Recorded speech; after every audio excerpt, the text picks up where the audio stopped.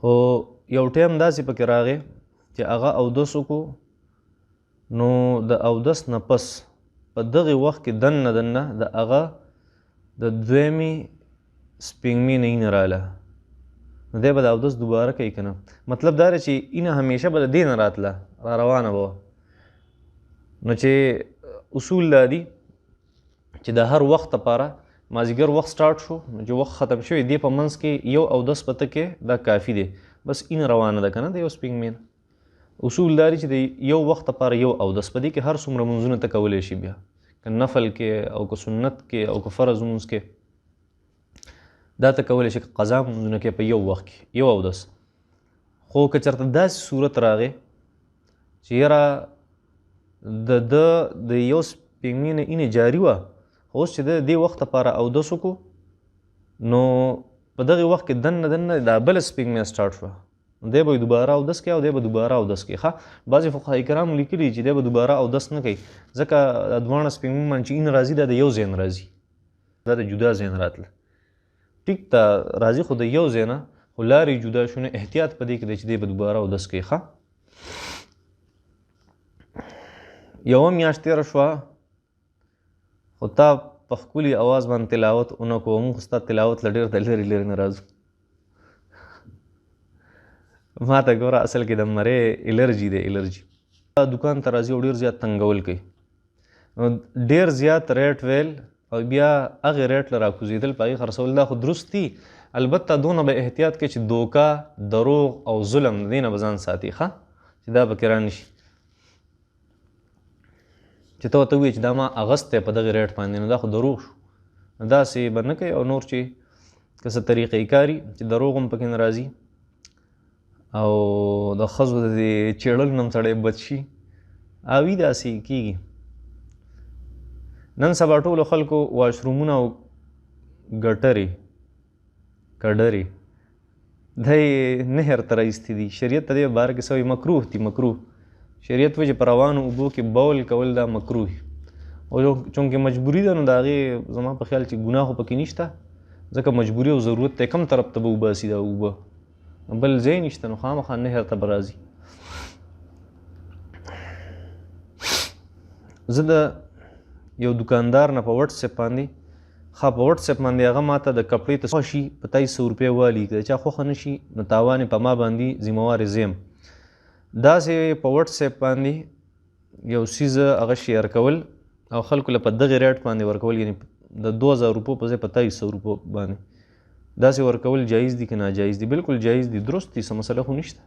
ته خپل کاروبار کې یو څیز الې په 2000 او بیا په 2300 باندې خرڅ دی، که څه نقصان نشته. صرف د وټساپ خبره پکې راغلی نو دا خو ته هغه یو قسم ستا اشتهار او اډورټایزمنټ دی، نو څه نقصان پکې نشته. ښه، که نور څه مسله پکې دننه نه وي او تا پټه کړې نه وي.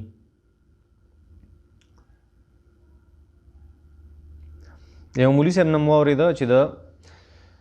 مازدیګر د مانځه نه مخکې 4 رکعاته کول چې کوم به مونږ نفل کول هغه سنتي، حالانکه بچي سره هم کې غوا دې حلاله کړه. کوم بچی چې پیدا شوی دی ستا د منښتې نه پس، لکه تا منښته وکړه چې دا زه به یو غوا حلالوم، تا غوا راوسته بیا بچی پیدا شو، د حلالولو نه مخکې د هغې بچی پیدا شو، نو دا بچی به مو له حلالۍ څنګه چې دی وله مور حلاله کړه، دا مور چې وله څنګه په خیرات وغیره کې تقسیمې، دغه شان بوله دا بچی هم تقسیمې. پوهېږي په دې خبره باندې؟ یفعل بالولد ما یفعل بالام، او بل فقهای کرامو ذکر کړي چې یذبح معها ولدها، د هغې سره به د هغې هغه بچی هم ذبح کولی شي. زه د خپل بچي ښه شانتي نوم ږدم، خو ستاسو په خوښه یږدم، ښکلی شانتي نوم راته وښایې. زما خو ټول نه زیات عبدالله او عبدالرحمن نوم خوښ دي، ډېر زیات مې خوښ دي، عبدالله، عبدالرحمن. البته نور هم ښه نومونه دي، رویس ښکلی نوم دی، حسان ښکلی نوم دی، عبدالدیان ښکلی نوم دی، عبدالمعز ښکلی نوم دی، عبدالاحد ښکلی نوم دی. دا ښه نومونه دي چې لیټسټ هم دي، ماډرن هم دي، او داسې دي چې ډېر پخواني هم دي دواړو. که د یو زنانه نفلي روژۍ او خاوند د دې خاوند د ورځې د هغې نه خپل حاجت پوره کړي، نو شرعي حکم څه دی؟ ګوره ښځه دا به نفلي روژه د خاوند د اجازت نه بغیر نه نیسي، که چېرته داسې حالت راغی چېرې بغیر د اجازت نه ونیوله روژه زنانه ګناهګارېږي په دې باندې. بیا چېرې داسې حالت راغی نو نه دي په کار خاوند له چې بیا د هغې خوا له ورشي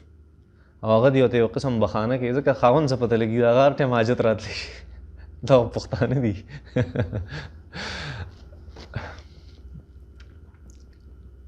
نه که داسې حالت چېرته بیا دله نه دي نږدې کېدل په کار خو نږدې شو چېرته خپل حاجت دې پوره کړو نو دا زنانه به دا روژه دوباره راګرځي. البته کفاره پې نشته ښه په نفلي روژو کې کفارې نه او صرف روژه به دوباره هغه راوګرځئ. زمونږ په علاقه کې قاضیان په یو مسله کې ډېر زیات پریشانه شوي. یو ماشوم دی ښه مسله اصل دا ده چې ماشوم 9 کالو ته ورسي 9 کالو پورې دا به د مور سره طلاق نه پس او د جدایۍ نه پس بیا به دی پلار ته حواله کولی شي. مسله دا راغلی ده چې په کم ماحول کې پلار اوسیږي نو هغه ماحول ډېر زیات خراب دی. اوس په دا بچی د 9 کالو نه پس د چا سره اوسیږي زمونږ قاضیان ډېر زیات پریشانه دي په دې مسله کې. نه شریعت ماتولی شي او نه د دې مسلې سهل وله ورځي ځکه ماحول ډېر خراب دی. غلط ماحول ته د پرېښودلو مناسب نه دي. دا څه ګرانه مسله ده. مسله دا ده ګوره شریعت داسې ریجډ مذهب نه دی داسې سخت مذهب نه دی چې یاره په هر څیز کې دونه سختي چې خامخا به دا کار کوي او په دې کې نور څه ګنجایش نشته. داسې نه ده. شریعت کې یو خاص مقداره پورې هغه الاسټیسټي ده هغه لچک پکې دی. نو مسله خو دا ده چې د ښځې خاوند منځ کې طلاق وشو نو د بچی به د 9 کالو یا 9 کالو یا 12 کالو مختلف فقهای کرام اقوال دي نو دا به د مور سره د دغې زمانې پورې د 9 نه تقریبا 12 پورې اقوال شته او د دې نه پس دا به بیا پلار ته حواله کولی شي. دا ولې د مور سره د 12 کالو پورې یا 9 کالو پورې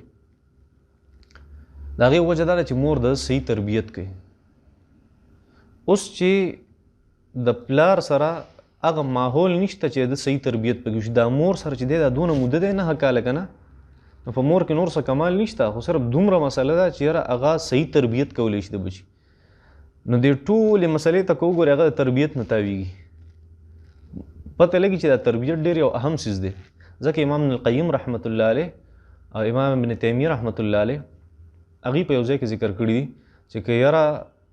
داسې څه مسله راغله چې د مور یا د پلار ماحول خراب و چرته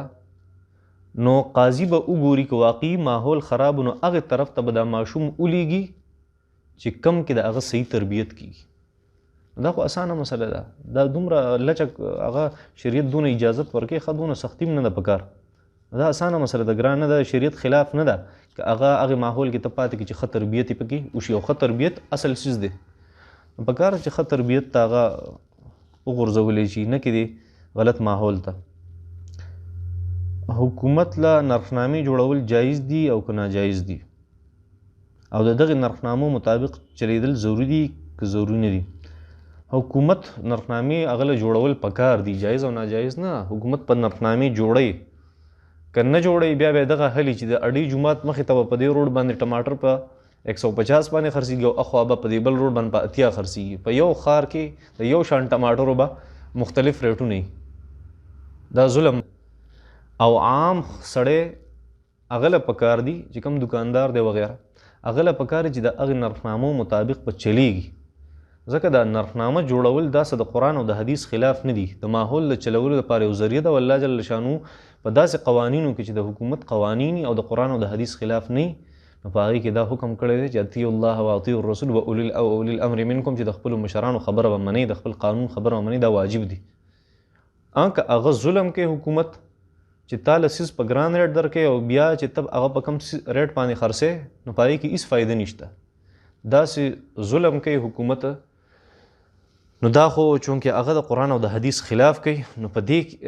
داسې صورت کې بیا د هغه حکم منل دا واجب نه دي ځکه د قرآن او حدیث خلاف کوي هغه ظلم کوي او الټه غټ ظلم د بنده کوي بیا تا ته وایي چې دا بدون باندې خرڅې نو بیا داسې مسله کول پکار دي چې په هغې کې دوکه ظلم او دروغ داسې زونه را نه شي او که بیا په هر ریټ باندې انسان خرڅوي نو اصل کې د ګټې چې کم حد دی هغه مقرر نه دی په شریعت کې او د هغې وجه دا ده ځکه نه دی مقرر چې دا خلک چې یو څیز لري دا صرف د ګټې دپاره اخلي چې ما ته ګټه وشي په دې کې د دې دپاره نه اخلي چې دا ما په 10 واغستو نو چې په 10 به یې خرڅوم داسې خو نه وي دا ما په 10 واغستو نو زما اراده ده چې په 15 به یې خرڅوم یا به په 16-17 روپۍ به یې خرڅوم داسې دا انسان چې یو څیز اخلي او بیا یې مخکې خرڅوي دا د ګټې دپاره خپل زندګۍ د چلولو دپاره او حکومت هغه لار بندوي دا بالکل صراحتا د قرآن او د حدیث خلاف کوي د شریعت خلاف کوي نو بیا په هغې صورت کې د هغې خبره منل واجب نه دي ښه نور واجب دي که د هغې د طرفه څه ظلم نه وي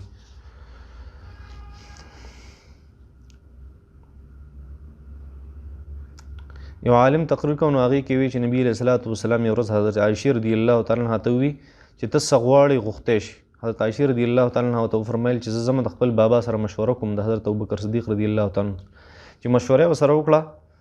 چې نبي علیه الصلاة وسلام فرمایي چې څه غواړې ای عایشې هغه وغواړه نو زه څه وغواړم حضرت ابوبکر صدیق رضی الله تعالی عنه فرمایل چې ته لاړ شه ورته ووایه چې د معراج په شپه باندې ستا او د الله په منځ کې د راز کمې خبرې شوې وي هغې کې راته یو خبره وکړه نبي علیه السلام ورته وفرمیل چې الله جل شانه نبي علیه السلام وفرمیل چې په هغې ورځ زما د الله سره دا خبره شوې وه یوه چې کم سړی یو مسلمان نه تکلیف لرکي دی بې حسابه بې کتابه جنت ته داخلوم ابوبکر صدیق صاحب چې دا واورېده په ژړا شو حضرت عایشې رضی الله تعالی عنها تپوس وکړو چې ته ولې ژاړې دا ښه خبره ده نو ورته یې ویې چې زه دې په عکس باندې ژاړم چې یو مسلمان ته څوک تکلیف ورسوي نو مطلب یې دا دی چې دی به جهنم ته ځي دا حدیث درست دی که درست نه دی او دا حدیث په کوم کتاب کې دی ما ته هېڅ پته نشته چې دا په کوم کتاب کې دی البته یو د اهل سنت والجماعت یو عالم دی د هغه نه ما دا اورېدلي ثاقب رضا مصطفی دی که څه دی ډېر ښه هغه اسلامیک سپیکر دی هغه نه مې دا اورېدلي دي نور ما ته پته نشته چې دا په کوم ځای کې دی او دا حدیث په درست دی او که نه بله یو خبره چې د حدیثو خپل څه اصول وي کله چې حدیث کې دا راشي بې حسابه بې کتابه جنت ته داخلېږي نو دې دا مطلب نه وي چې خامخا بې حسابه بې کتابه جنت ته داخلېږي مطلب دی چې دا ترغیب دی د شریعت ته طرف نه تا دغې طرف ته مایله کوي چې یاره دا کار کوه دا ډېر ضروري کار دی ښه کار دی او په دې کې ډېره فایده ده اوس یو سړی وایي 2 رکعاته نفل چې څوک هغه په دغه کې وکړي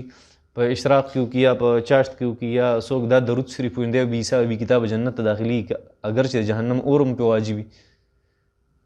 داسې خو نه ده یو سړي به پردی حق والي او دی به ځي جنت ته داسې خو نه ده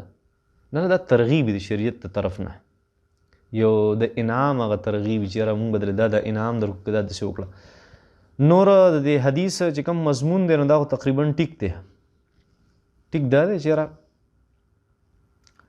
نبی علیہ الصلوۃ والسلام مبارک فرمایل تقریبا